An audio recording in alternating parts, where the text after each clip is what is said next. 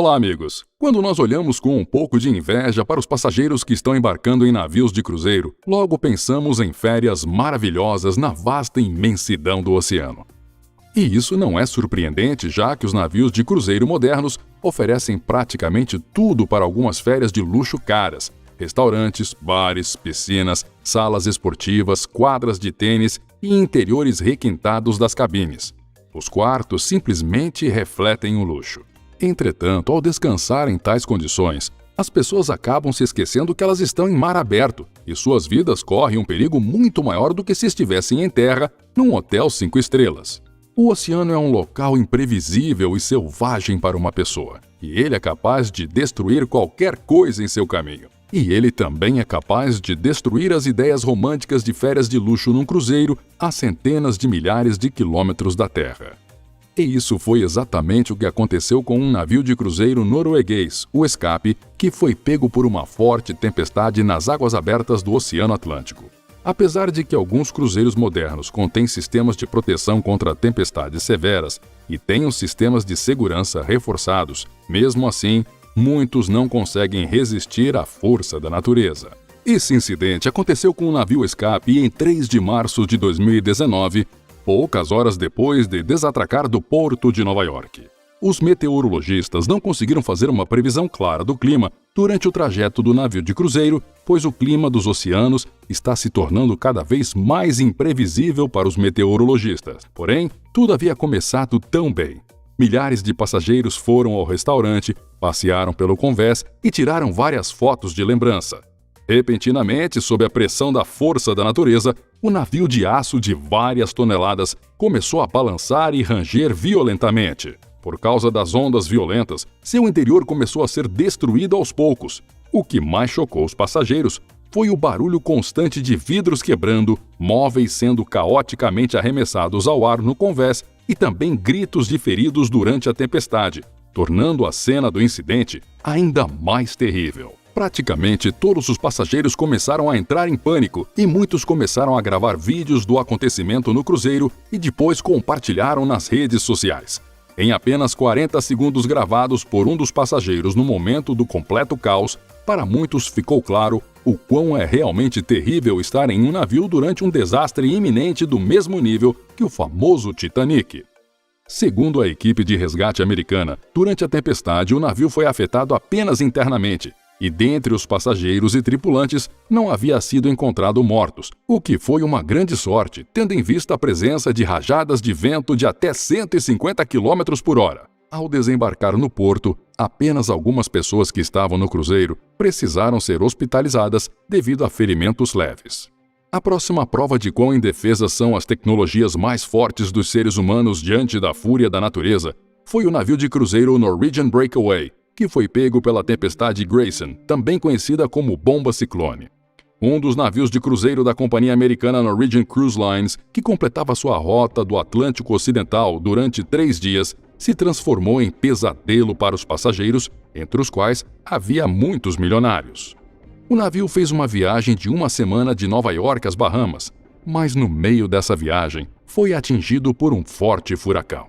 Rajadas de vento de até 140 km por hora balançaram o navio de tal forma que as pessoas mal conseguiam ficar de pé, segurando-se em móveis e nas escadas, enquanto pratos voavam das prateleiras. Mas isso tudo teria sido evitado caso o capitão Valentão não houvesse tomado a decisão de navegar das Bahamas para Nova York em meio a uma tempestade e transformar a viagem a um paraíso tropical numa viagem ao inferno. Repentinamente, um cruzeiro de 326 metros se inclinou bruscamente e, em instantes seguintes, uma onda gigante atingiu seu convés. Ela fez uma varredura das cadeiras e virou os botes. As saídas do convés estavam fechadas. Mesmo assim, a água penetrava por todas as partes. Vazava pelos poços de elevadores e inundava o piso dos corredores. E, é claro, todos os lugares para entretenimento do navio foram fechados. Os tripulantes do navio tentaram de todo jeito se livrar da água. Tudo foi tampado com cobertores, toalhas e até roupões de banho, mas nada disso adiantou. Os passageiros do navio Norwegian Breakaway publicaram um vídeo relatando como foram suas férias, nas quais passaram dormindo nos corredores para escapar da inundação. Alguns deles passaram 3 dias usando coletes salva-vidas com o navio balançando, temendo que ele logo afundaria. Outros não saíram da cabine por enjoo e expressaram insatisfação no Twitter.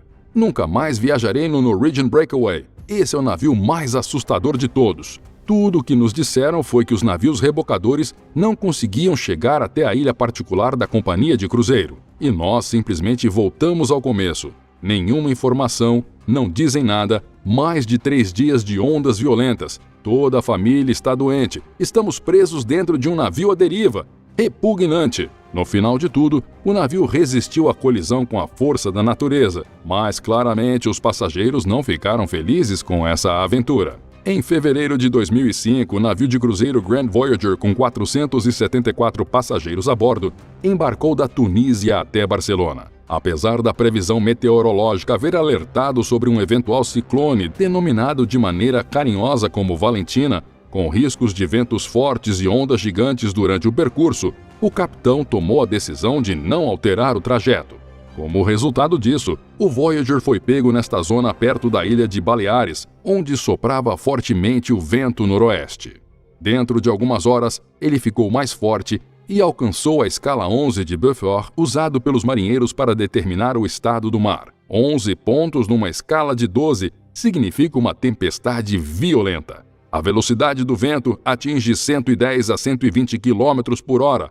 A altura média das ondas é superior a 11 metros e a altura máxima chega a 16 metros.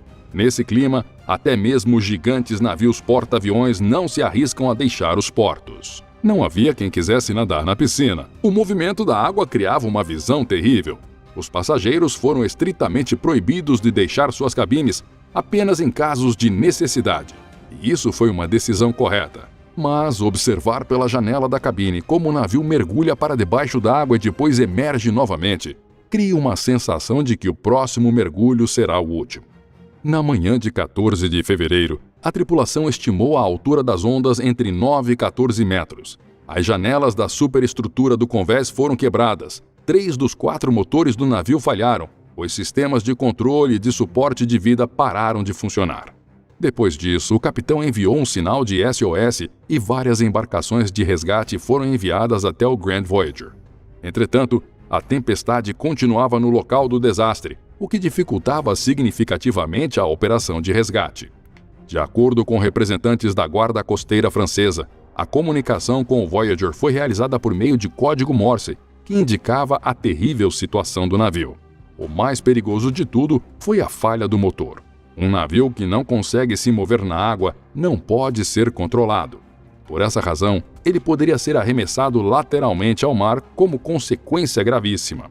Para piorar, o navio se localizava entre rochas, o que o deixava em situação mais tensa.